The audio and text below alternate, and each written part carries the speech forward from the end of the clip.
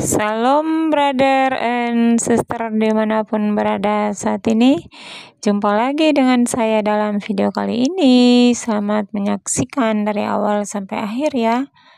Mohon agar tidak di skip. Tuhan Yesus memberkati. Nama saya Yohanes, saya dari Laskar Kristus.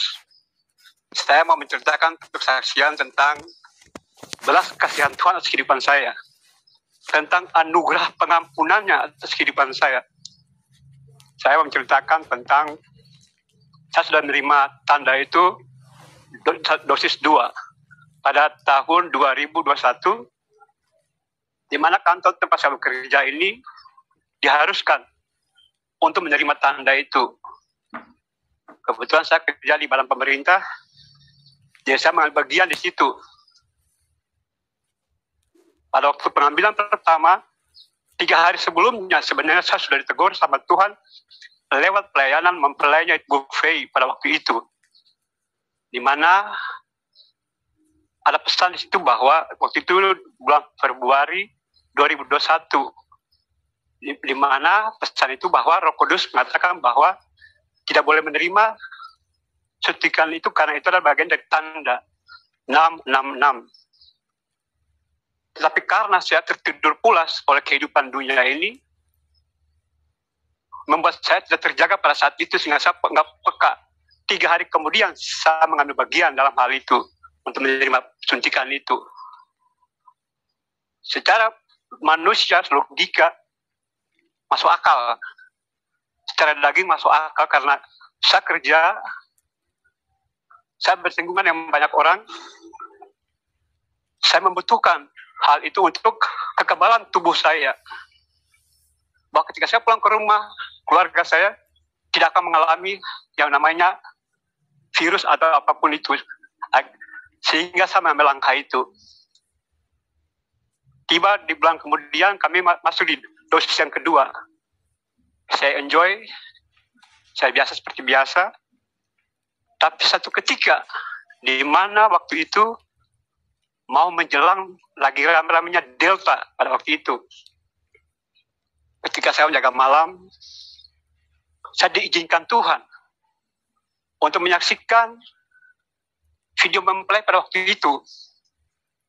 Di mana pada waktu itu menceritakan tentang ada dua sesi dengan durasi 48 menit dan 1 jam lebih kalau tidak salah waktu itu. Waktu sesi pertama saya mendengar tentang hal itu, di mana Tuhan mengizinkan si Lucy ini masuk di tubuh mempelainya pada waktu itu buffet untuk menceritakan tentang program kerjanya ke depan seperti apa. Dan pada waktu itu saya menyaksikan, saya melihat di mana mempelai menyampaikan bahwa si Lucy ini tertawa terbahak-bahak dan Tuhan Yesus menangis. Karena begitu banyak anak-anak Tuhan menerima tanda itu. Di mana banyak anak-anak Tuhan terjebak di situ. Setelah saya menyaksikan hal itu, pulangnya saya mencari konfirmasi terkait apakah benar ini tanda ini adalah, atau suntikan ini adalah tanda dari bagian angka 66 ini. Saya mencari referensi, semua saya cari kemana-mana. Hampir sebagian besar gereja welcome terhadap hal ini. Hampir sebagian besar pendeta-pendeta besar semua menerima hal ini bahwa tidak ada masalah. Itu bukanlah bagian dari tanda 666. Waktu berjalan, setelah saya diizinkan lagi untuk masuk menonton sesi kedua, di mana mempelai menyampaikan hal itu. Ketika menyaksikan hal itu, saya menyadari bahwa wah, berarti saya sudah, tubuh saya ini bukan milik Tuhan Yesus lagi. Tapi tubuh saya ini sudah milik Lucifer. Saya seperti menyesal dan saya menyadari bahwa wah, berarti saya sudah tidak secara langsung saya menyangkal kuasa pengorbanannya dari 2000 tahun yang lalu, di mana darahnya tertumpah, di mana saya telah dibayar lunas dan sekali pada 2000 tahun yang lalu. Tapi ternyata saya menyangkal kuasa pengorbanannya. Setelah saya menyadari hal itu, 3 minggu saya mengalami sesuatu yang membuat saya seperti hilang damai sejahtera. Sukacita nggak ada. Sepertinya Roh Kudus itu pergi meninggalkan saya. 3 minggu saya parno.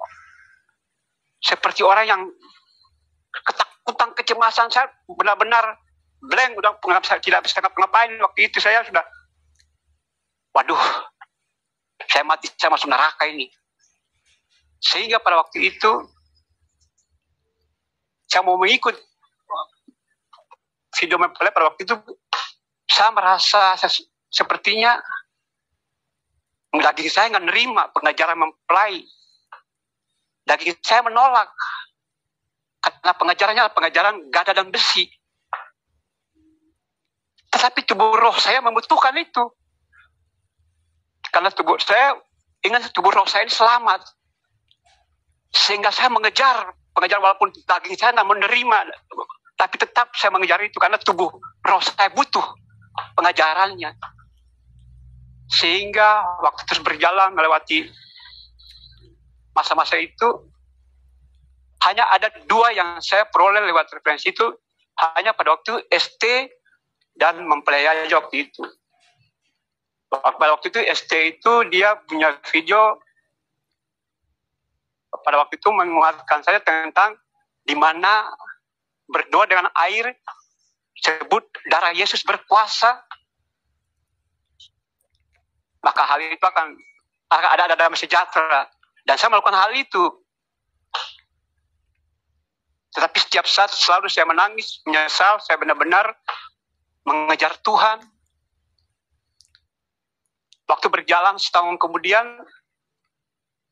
saya diizinkan Tuhan. Di mana pada waktu itu kantor, pada bulan September kalau tidak salah, mereka diizinkan untuk booster waktu itu. Tetapi karena saya sudah dapat banyak pengajaran dari mempelai pada waktu itu, saya nggak mengambil bagian. Saya menolak, saya mencari akal, saya tetap menghindar supaya saya jangan menerima booster satu pada waktu itu. Tiba waktu di mana pada bulan Februari, saya diizinkan Tuhan lewat mimpi. Di mana saya berada di kapal, di satu jalur tuna yang nyaman. Pada waktu itu saya benar-benar enjoy sekali pada waktu saya di mimpi itu. Tetapi kondisi alam terlihat sangat tidak bersahabat. Karena itu mendung sekali, luar biasa. Setelah kemudian terlihat lagi, saya mengalami goncangan luar biasa. Dan benar-benar saya berteriak, Tuhan Yesus tolong, Tuhan Yesus tolong. Setelah kemudian, kapal yang saya tumpangi dengan goncangan luar biasa itu, sudah berada di dermaga. Slide berikut kemudian, kapal yang saya berdiri itu, dia bergeser dari dermaga. Tidak lama kemudian saya dibawa, dituntun, bukan dituntun, tapi saya dibawa terbang oleh seorang perempuan dan didampingi oleh 2 orang laki. Seorang perempuan berdiri sebelah kiri saya, dan 2 orang laki itu di belakang saya. Saya melihat muka wajah mereka berdua, dan saya dibawa ke satu tempat. Di mana tempat itu ada banyak orang sedang menunggu di sana. Setelah itu saya terjaga. Pada waktu itu, seminggu kemudian, saya masih bertanya-tanya apa makna dari mimpi ini. Tapi seminggu kemudian, pada tanggal 1 Februari, keluar surat edaran di kantor bahwa setiap staf atau karyawan yang tidak mengambil bagian untuk suntikan booster 1 tidak boleh masuk kerja. Saya enjoy, saya ambil langkah, saya cuek aja. Saya ambil langkah itu, tetapi 1 minggu kemudian saya dikejar luar biasa dari pihak kantor. Saya di Uber, nggak pagi, nggak siang, nggak sore, nggak malam. Hampir 1 bulan saya dikejar untuk harus menerima tanda itu. Tapi saya bersikap saya nggak mau. Tapi terkait dengan mimpi saya ini, ternyata Tuhan izinkan saya masuk satu proses bayar harga. Saya mengalami berbagai hal, tapi lewat pengajaran mempelai inilah saya dituntun. saya dibawa, sehingga saya menjadi proses bayar harga itu. Pada waktu itu, ketika menyikapi persoalan tempat saya bekerja ini, saya mengambil bagian dalam berpuasa. Tapi waktu itu saya belum tahu berpuasa itu seperti apa, tapi saya berjalannya aja puasa hari pertama, hari kedua, hari ketiga. Saya ikut seperti saudara-saudara kami yang dari Muslim, dari jam 6 pagi sampai jam 6 sore. Tapi saya bertanya, Tuhan, sebenarnya puasa sebenarnya seperti apa sih puasa? Nah, saya dituntun untuk membaca di Esther pada waktu itu tentang puasa Esther, di mana pada waktu bangsa Yahudi sedang terancam. Terus saya bicara, Tuhan, berarti ini dari jadi persoalan 3 hari itu siang dan malam, nggak boleh makan, nggak boleh minum. Saya berpikir, berarti Tuhan saya mesti ambil 3 hari berturut-turut. Saya berdoa, Tuhan, kalau Tuhan izinkan saya untuk mengambil bagian di dalam puasa 3 hari itu, untuk merasakan apa yang dirasakan Esther pada waktu itu, ketika dia mengalami, bangsanya mengalami ancaman, saya ingin rasakan seperti itu, Tuhan. Karena kondisi saya juga sedang terancam terkait dengan pekerjaan saya. Dan pada waktu itu Tuhan izinkan saya melalui proses 3 hari itu untuk berpuasa Esther. Singkat cerita, ketika saya melatih semua itu, ada berbagai banyak hal yang Tuhan perlihatkan lewat saya lewat mimpi di situ. Saya dituntun juga. Tibanya di mana saya harus menjawab tekanan dari kantor harus seperti apa. Saya mau hubungi saudara saya yang dokter untuk minta surat keterangan, buat dong keterangan buat saya biar saya bisa masuk kerja. Tapi mereka juga tidak bisa. Waktu terus berjalan, saudara-saudara menjelang 1 bulan kemudian, tapi pada waktu itu ketika dalam masa libur saya itu, saya diizinkan Tuhan juga untuk bersaksi tentang terkait penerimaan tanda ini. Lewat pengajaran mempelai pada waktu itu, saya juga fokus untuk bayar harga, di mana saya harus mati martir. Saya fokus untuk mental saya, untuk iman saya, untuk saya harus siap untuk dieksekusi waktu mati martir. Saya mempersiapkan saya punya iman dan mental saya pada waktu itu untuk siap mati martir. Karena pengajaran mempelai waktu itu seperti itu dan luar biasa. Saya persiapan itu luar biasa. Sehingga lewat proses itu saya masuk ke area di mana Tuhan, jika saya melalui proses bayar harga itu, lewat pengajaran mempelai inilah saya melangkah dengan iman saya. Karena dalam firman di mana Tuhan menceritakan tentang perempuan Veronesia, di mana ia meminta pertolongan kepada Tuhan pada waktu itu ketika anaknya mengalami kerasukan setan, kalau tidak salah waktu itu bacaannya. Tetapi Tuhan bilang, tidak baik mengambil roti untuk dilemparkan kepada anjing. Kata anjing di sini berarti perempuan ini adalah perempuan yang najis. Saya menyadari bahwa saya juga adalah seorang yang najis. Di mana saya sudah menerima tanda itu, dan itu tanda binatang itu, saya juga nggak layak di hadapan Tuhan. Tetapi saya lihat di situ perempuan Veronesia ini dengan iman percayanya, walaupun dikatakan najis, dikatakan anjing, tetapi ia tetap ngotot. Betul Tuhan, anjing makan dari remah-remah yang jatuh dari tangan anak-anaknya. Sama langkah juga dengan iman itu.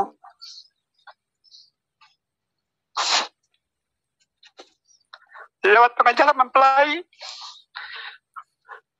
remah-remah jatuh dari tangannya. Melangkah dengan iman percaya saya.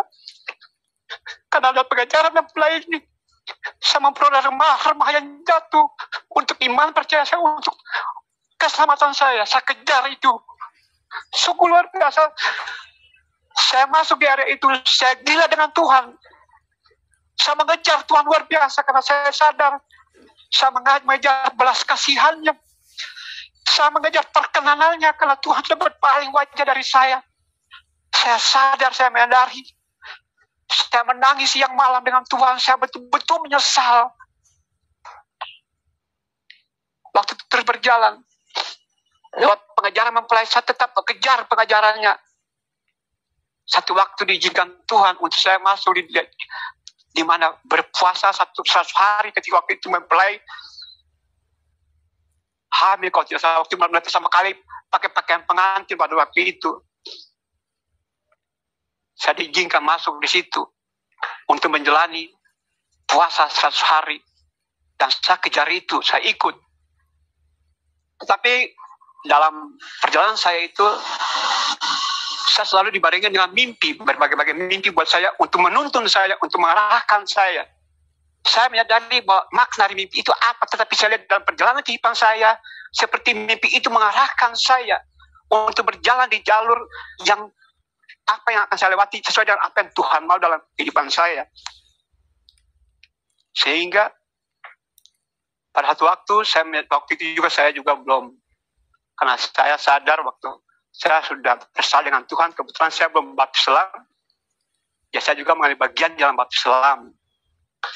Setelah baptis selam itu selesai, masuklah saya di 100 hari berpuasa itu. Saya menjalani itu luar biasa, di mana Tuhan izinkan untuk saya membayar harga, di mana ada celaan, ada cemoohan, segala macam menimpa saya. Di situ saya pesan mempelai pada waktu itu, yaitu untuk merendahkan diri, mematikan kedagingan saya. Saya lakukan itu dengan sungguh-sungguh di hadapan Tuhan. Sehingga dalam proses perjalanan saya berpuasa 100 hari itu, saya diizinkan Tuhan untuk masuk di grup mujizat pada waktu itu pertama kali dibentuk lewat live chat. Pada waktu itu lewat Pak Edi, kami diarahkan untuk masuk di grup mujizat. Waktu berjalan, tetap saya fokus untuk mati martir. Saya fokus tetap untuk mental saya, iman saya, supaya ketika waktu dieksekusi, saya tidak menyangkal Tuhan, saya tidak menghujat Tuhan di situ. Saya benar-benar fokus untuk hal itu. Sehingga saya luar biasa mengejar Tuhan tentang hal itu. Di dalam grup mujizat pada waktu itu, setiap saat kami selalu beribadah sampai dengan waktu tiba di mana terjadi pengujian pada waktu itu. Singkat cerita, kami keluar dari grup mujizat pada waktu itu terus berjalan. Tapi saya tidak masuk di grup PAT, saya gabung dengan teman-teman saya di grup WA. Waktu terus berjalan sampai dengan saya menyelesaikan puasa 100 hari. Tiba waktu di mana mempelai pada waktu itu menyampaikan tentang 2 hari untuk netralisir dari DNA Lucifer menjadi DNA ilahi. Ya, saya ambil langkah juga di situ. Tuhan izinkan saya menjalani semua itu. Singkat cerita, selesai semua itu, tiba pada waktunya di mana kalau tidak salah waktu itu setelah Natal pasukan 7 itu, ibadah minggu berada di ruang kesaksian pada waktu itu. Kebetulan di ruang chat itu saya menyapa salah seorang, yaitu Pak Slamet Mulyono. Ketika saya menyapa beliau pada waktu itu, chat balik dari beliau itu dia menulis nama saya tapi seperti ditandai warna merah, nama saya seperti di stabilo. Tapi ada pesan di situ buat saya, bersyukurlah dan selalu rendah hati. Saya mengimani omongan itu, saya berdoa, saya serahkan kepada Tuhan, biarlah kehendak Tuhan yang jadi. Waktu itu berjalan, tiba di mana waktu saya berkomunikasi dengan Papa Iron. Itu juga di luar dugaan, saya komunikasi dengan Papa Iron lewat YouTube. Tapi nomornya, HP-nya saya dapat, tapi tidak bisa dihubungi. Tapi Tuhan izinkan saya waktu itu, ketika saya mencari nomor teman di WA, ternyata nomor Papa Iron itu ada di WA. Dan saya WA Papa Iron. Pada waktu itu Papa Iron langsung video call. Untuk pertama kali kami berbicara lewat video call. Di dalam pembicaraan kami itu, tiba satu titik di mana ia membicarakan tentang meterai. Di situ dia menyampaikan kepada saya bahwa Lidah Bapak itu meterainya huruf T. Wah, saya bersyukur sekali. Dalam saya, waduh, luar biasa. Terima kasih Tuhan. Terima kasih. Saya berterima kasih. Itu saya tidak bisa kata lain. Terima kasih Tuhan Yesus. Terima kasih atas belas kasihan-Mu. Atas kehidupan saya, manusia yang gak layak, yang najis. Tapi oleh karena belas kasihan-Mu, oleh anugerah-Mu, saya yang tadi milik Lucifer, telah ditandai menjadi milik Tuhan Yesus Kristus, firman yang hidup lewat meterainya. Itu satu hal yang saya ucapkan, satu hal yang sangat terima kasih untuk Tuhan. Semoga kesaksian saya ini menjadi berkat buat banyak orang, dan juga ada orang-orang di luar sana yang mungkin mengalami hal yang sama. Ayo melangkahlah dengan iman percaya, karena Tuhan melihat hati. Dengan kesungguhan hati, maka dengan iman percaya, maka kita akan mengalami mujizat Tuhan, kita akan mengalami kuasa Tuhan atas kehidupan kita. Demikian, Bapak Ibu, terima kasih untuk kesaksian hari ini, menjadi berkat untuk kemuliaan nama Tuhan. Amin. Amin. Terima kasih Pak Yohanes. Terima Ibu. Kesaksiannya. Kesaksiannya. Terima Pak Hen. Amin. Maju terus. Terima kasih Oma. Maju terus, jangan kita mundur. Cari Tuhan. Amin Oma. Amin. Betul-betul luar biasa kesaksian Pak Yohanes ya. Amin Oma. Ya, kesaksian luar biasa itu. Terima kasih Pak Joci. Dapat dari malaikat Rafael apa?